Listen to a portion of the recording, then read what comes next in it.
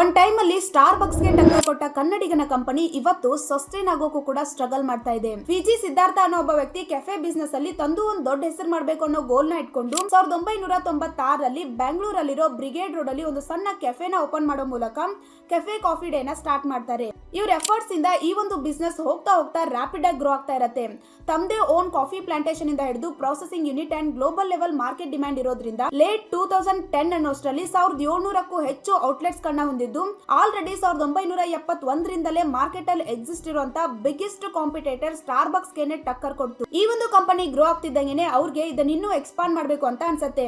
So loan ತಗೊಂಡು multiple categories like real estate, tech park and logistic ಇಂತದ್ರಲ್ಲೆಲ್ಲ expand ಮಾಡ್ಲಿಕ್ಕೆ start ಮಾಡ್ತಾರೆ. But ಯಾವ್ದು ಒಂದ್ ಬಿಸ್ನೆಸ್ ಮೇಲೂ ಕೂಡ ಸರಿಯಾಗಿ ಫೋಕಸ್ ಮಾಡಿ ಪ್ರಾಫಿಟ್ ನ ಇನ್ಕ್ರೀಸ್ ಮಾಡಕ್ಕಾಗಲ್ಲ.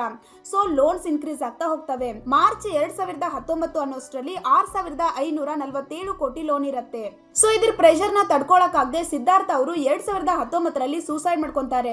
ಸೊ ಅವಾಗ ಎಲ್ರು ಕೂಡ ಸಿಸಿಡಿ ಕತೆ ಇಲ್ಲಿಗೆ ಮುಗೀತು ಅಂತ ಅನ್ಕೊಂಡ್ರು. ಬಟ್ 2020ರಲ್ಲಿ ಅವ್ರ ವೈಫ್ ಮಾಳ್ವಿಕಾ ಹೆಗ್ಡೆ ಅವರು ಮತ್ತೆ ಈ ಬಿಸ್ನೆಸ್ ನ ರೀಸ್ಟಾರ್ಟ್ ಮಾಡ್ಬೇಕು ಅಂತ ಹೇಳಿ ಥಿಂಕ್ ಮಾಡಿ ಪ್ರಾಫಿಟ್ ಆಗದೆ ಇರುವಂತ ಔಟ್ಲೆಟ್ಸ್ ಗಳನ್ನೆಲ್ಲ ಕ್ಲೋಸ್ ಮಾಡಿ ಮೇನ್ಲಿ ಸಿಸಿಡಿ ಮೇಲೆ ಫೋಕಸ್ ಮಾಡಿದ್ರು. ಸೊ ಇದರಿಂದ 6547 ಕೋಟಿ ಇದ್ದ ಲೋನ್ಸ್ ಈಗ 400 ಕೋಟಿಗೆ ಡಿಕ್ರೀಸ್ ಆಗಿದೆ. ಸೊ ಹೀಗಾಗಿ ನೀವು ಯಾವುದೇ ಬಿಸ್ನೆಸ್ ಮಾಡಿದ್ರು ಕೂಡ ಒಂದೇ ಟೈಮ್ ಅಲ್ಲಿ ಮಲ್ಟಿಪಲ್ ಥಿಂಗ್ಸ್ ಮೇಲೆ ಫೋಕಸ್ ಮಾಡದೆ ಯಾವ್ದಾದ್ರು ಒಂದ್ ಬಿಸ್ನೆಸ್ ಮೇಲೆ ಕರೆಕ್ಟ್ ಆಗಿ ಫೋಕಸ್ ಮಾಡಿ.